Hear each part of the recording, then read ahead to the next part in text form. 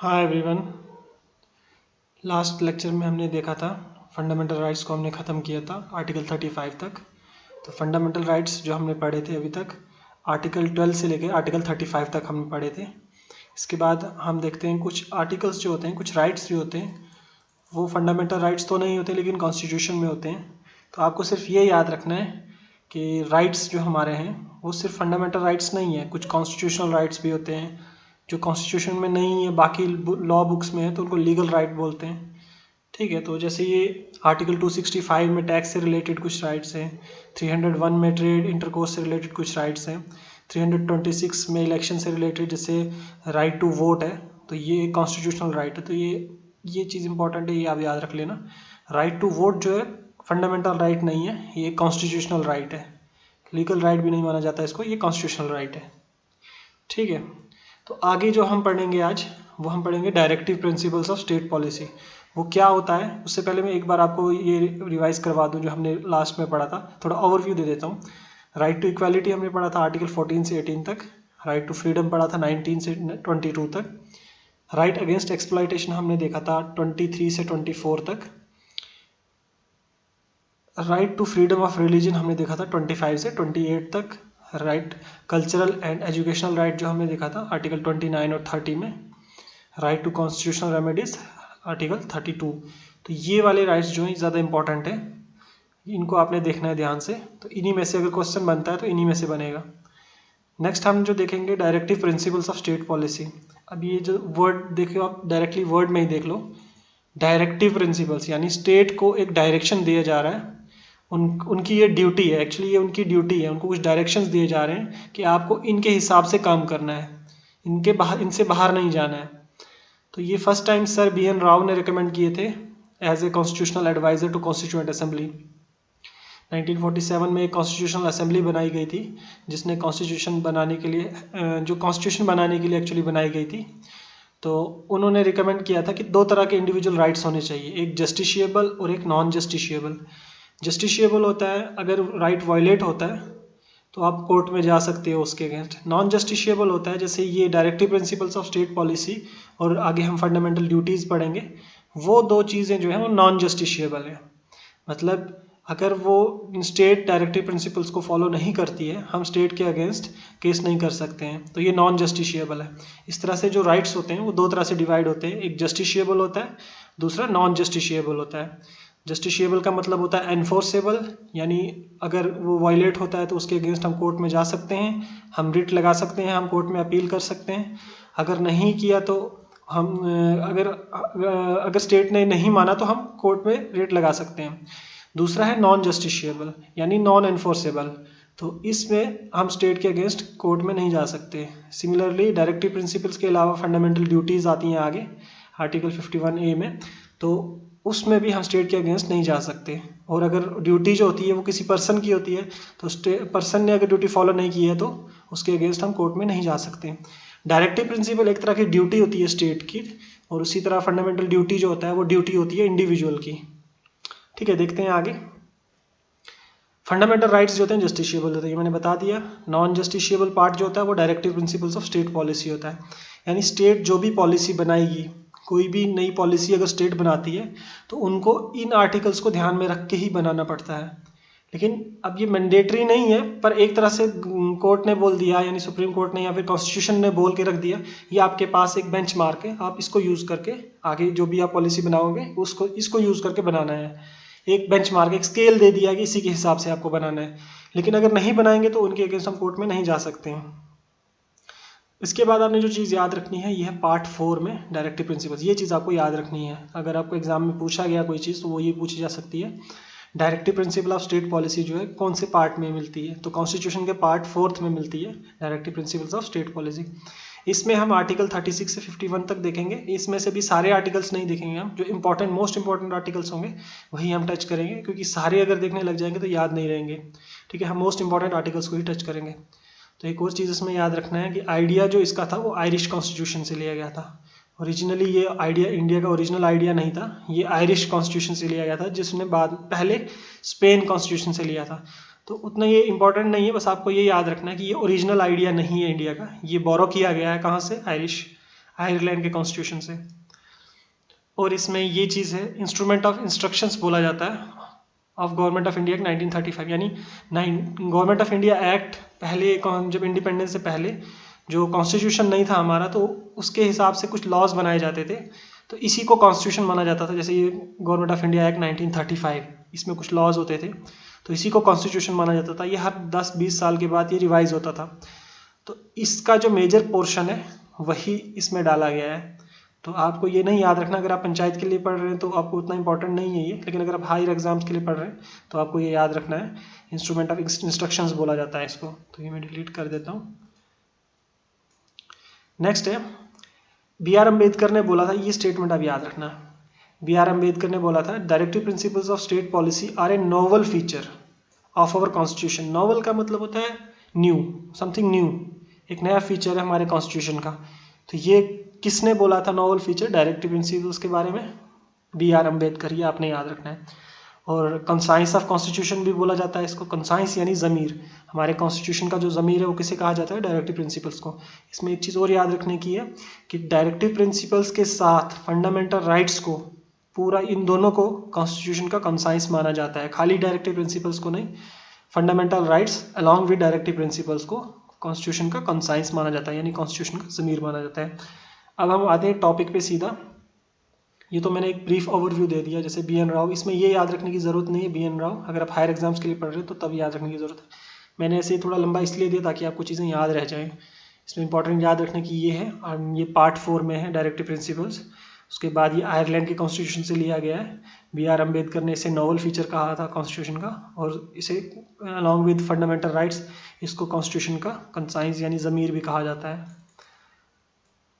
Directive principles of state policy, अब देखो नाम में ही लिखा हुआ है डायरेक्टिव प्रिंसिपल्स, यानी स्टेट, यानी स्टेट का मतलब है जो हमारी गवर्नमेंट सरकार होगी, उसको जब भी कोई पॉलिसी बनानी है, पॉलिसी कोई भी बनानी है, तो उसको इस चीज़ को दिमाग में रख के बनाना है। ये एक उनका पैरामीटर है, ये बेंचमार्क एक है, इसको यूज़ करके ही बनाना है, इससे डिविएट नहीं होना है, कोशिश करनी है कि इससे डिविएट नहीं होना है। तो लेकिन ये नॉन एनफोर्सेबल है। नॉन एनफोर्सेबल होने का मतलब है नॉन जस्टिशिएबल, यानी अगर कोई स्टेट, यानी अगर कोई सरकार, या सरकार कोई भी आती है, अगर वो कोई भी पॉलिसी बनाती है उसमें वो ये यूज़ नहीं करती है डायरेक्टिव प्रिंसिपल्स, ये यूज़ नहीं करती है, तो हम उसके अगेंस्ट कोर्ट में नहीं जा सकते, जो कि कॉन्स्टिट्यूशनल रेमेडीज़ हमें देता है अंडर आर्टिकल 32, उसको यूज़ करके हम कोर्ट में नहीं जा सकते। आर्टिकल 32 जो कॉन्स्टिट्यूशन रेमेडीज़ हमें देता है वो सिर्फ फंडामेंटल राइट्स के लिए देता है। फंडामेंटल राइट्स जो होते हैं वो एनफोर्सेबल यानी जस्टिशिएबल होते हैं, लेकिन directive principles of state policy में हम उनके अगेंस्ट कोर्ट में नहीं जा सकते हैं। तो ये होगी पहली चीज़। इसमें एग्जाम्पल के लिए मैं आपको बता देता हूँ, जैसे हमारे कंट्री में पर्सनल लॉज होते हैं, जैसे मैरिज के लॉज होते हैं, हिंदूज़ के लिए अलग होते हैं, मुस्लिम्स के लिए अलग होते हैं, इसी तरह पारसीज़ के लिए अलग, ज्यूज़ के लिए अलग, बाकी जो भी रिलीजन है उनके लिए अलग अलग होते हैं। अब आप बोल सकते हो कि एक कॉन्स्टिट्यूशन है तो बहुत सारे डिफरेंट लॉज क्यों हैं? हमारा आर्टिकल 44 जो कि डायरेक्टिव प्रिंसिपल है, अंडर आर्टिकल 44 कॉन्स्टिट्यूशन कहता है कि स्टेट को जो भी काम करना है इससे रिलेटेड कोशिश करनी है कि यूनिफॉर्म सिविल कोड लाना है। क्या करना है? यूनिफॉर्म सिविल कोड लाना है, उसे कहा जाता है यूसीसी। यूनिफॉर्म सिविल कोड में सब रिलीजन्स के जो पर्सनल लॉज होंगे वो कॉमन होंगे, यूनिफॉर्म होंगे, अलग नहीं होंगे। लेकिन अभी तक ये चीज़ हुई नहीं है। अभी तक अगर आप देखोगे, हिंदू मैरिज एक्ट है, स्पेशल मैरिजेज एक्ट है, इसी तरह मुस्लिम मैरिजेज एक्ट है, तो अलग अलग मैरिजेज एक्ट हैं। तो अब आप बोल सकते हो कि स्टेट ने अलग अलग कानून क्यों बनाए हैं? तो ये इसमें ये एग्जांपल आप देख सकते हो कि ये नॉन जस्टिशिएबल है, तो हम स्टेट के अगेंस्ट नहीं जा सकते। हम ये नहीं कह सकते कि स्टेट ने गलती की है, कोर्ट में चले जाएं, ठीक है? तो ये हम नहीं कर सकते, क्योंकि directive principles of state policy जो है ये नॉन जस्टिशिएबल है, इसमें हम कोर्ट के अगेंस्ट नहीं जा सकते। स्टेट अगर uniform civil code under article 44 जो कि एक डायरेक्टिव प्रिंसिपल है उसको अगर एनफोर्स नहीं करता है तो हम उसके अगेंस्ट कोर्ट में नहीं जा सकते हैं। नेक्स्ट हम देख रहे हैं आर्टिकल 37 से स्टार्ट करेंगे हम, ठीक है? तो ज़्यादा हमने डीप नहीं जाना है इसमें, जो इंपॉर्टेंट आर्टिकल्स है हमने उसी को देखना। आर्टिकल 37 कहता है, ये नेचर ऑफ स्टेट के बारे में बोलता है, यानी स्टेट का नेचर कैसा है, ठीक है? फीचर्स बताता है ये। पहले तो ये बताता है कि नॉन जस्टिशिएबल पार्ट होता है ये डायरेक्टिव प्रिंसिपल, और दूसरा ये बताता है कि फंडामेंटल होता है ये इन गवर्नेंस, यानी directive principles of state policy मैंने बताया ये एक तरह का स्केल, एक पैरामीटर है, एक बेंचमार्क है, इसको यूज करके आपको बाकी पॉलिसीज बनानी है। तो ये कहते हैं it is fundamental in the governance of the country. तो fundamental in the governance, governance क्या होता है, किस तरह से एक स्टेट, एक गवर्नमेंट जो गवर्न करती है या रूल करती है, रूल तो सही वर्ड नहीं होगा लेकिन गवर्न करना, गवर्न करने का मतलब लॉज को इम्प्लीमेंट कैसे करती है ना, लॉज कैसे बनाती है, तो उसको बोलते हैं गवर्नेंस। तो ये फंडामेंटल है इन the governance of the country, article 37 कहता है। मैं आपको जो जो इम्पोर्टेंट है इसके लिए वही बताऊंगा, क्योंकि ज़्यादा बताऊंगा तो फिर याद भी नहीं रहेगा। आर्टिकल 38 में दो चीज़ें बोली जाती हैं, eliminate inequality, so facility for equal opportunity, ठीक है। अंडर ये हुआ था 44th constitutional amendment, original constitution में ये चीज़ नहीं थी। तो आपको इस चीज़ में ये याद रखना है, आर्टिकल 38 याद नहीं रखना है, आपको ये याद रखना है कि directive principles of state policy जो है वो भी इक्वालिटी की बात करता है। देखो यहाँ इनइक्वालिटी लिखा है, तो इक्वालिटी ऑफ अपॉर्चुनिटी, इक्वालिटी की बात करता है, ठीक है। Directive principles of state policy जो है इक्वालिटी की बात करता है। अगर क्वेश्चन में आता है directive principles of state policy are related to equality या ऐसा कुछ बोलता है, ठीक है, तो आपने देखा होगा आर्टिकल 14 में भी right to equality and equal protection of law, तो वो उसी तरह से यहाँ पे भी है, ठीक है। ज़्यादा डीप नहीं जाएंगे इसमें। आर्टिकल 39, इसमें आपने एक तो यहाँ एडुकेट मीन्स ऑफ लाइवलीहुड, ये इतना इंपॉर्टेंट नहीं है, ये चीज़ इंपॉर्टेंट है। एक तो कंसंट्रेशन ऑफ वेल्थ, मतलब वेल्थ को कंसंट्रेट नहीं होने देना है एक आदमी के पास ज़्यादा, जैसे अनिल अंबानी, धीरूभाई अंबानी, जो अंबानी फैमिली है, इनके पास बहुत सारी वेल्थ है। तो इस तरह से कोशिश करनी है कि एक ही आदमी के पास सारी वेल्थ ना हो जाए, इकट्ठी हो जाए, ठीक है। तो इक्वल डिस्ट्रीब्यूशन, गरीबों में भी वेल्थ पहुंच जाए, कोशिश वो करनी है। लेकिन वो कैसे, स्टेट जो भी पॉलिसी बनाएगी उसमें ऐसी पॉलिसी बनानी है कि हर किसी के पास बराबर अमाउंट में वेल्थ पहुंच जाए। इसके अलावा सबसे इंपॉर्टेंट जो इसमें पॉइंट है, equal pay for equal work, ये आपको याद रखना है।